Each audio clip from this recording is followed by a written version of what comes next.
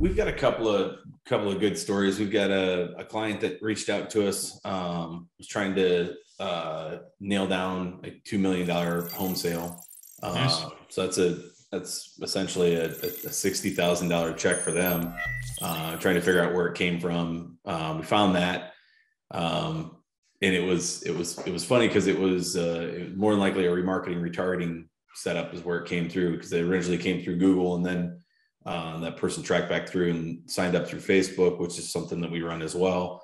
So it kind of was a twofold, where it showed, hey, complete the cycle and the circle, and do all the marketing, not just here or there. But then we had and then she started digging a little bit deeper into it, and she came back and was like, oh my God, we're doing a ton of business in this, and this. So followed up and said, hey, we spend as much as we can in here. We love hearing that, obviously.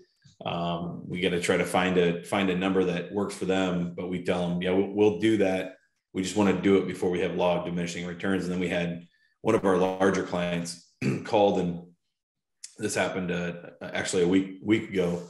We were going to a conference, called and said, hey, pause everything. I've got to look at my numbers. It looks like nothing's working.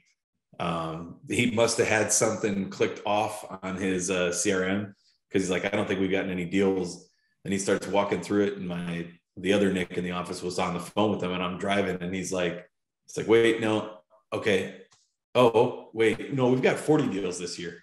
It's like, oh, wait, Wow. and 70 pending. So yeah, keep spending all the money. So That's awesome. Yeah, just it's good to see that come to fruition. Now they spend a good amount of money, but their ROI is massive. Both of them are doing over 10x on their ROI with that stuff. And I'm with you, Mark. We and Ed the same. We've got clients that have been with us 7, 8, 9 years, and rarely do we talk to them. We're trying to press on them more and get in front of them and talk to them about new stuff. But I think their biggest fear is that if we find out what they're making, we're going to raise our prices, which we never have. So Right. it's funny, because they'll admit that when you say, hey, we've been trying to get in touch with you.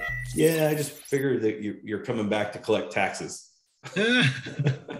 Nice.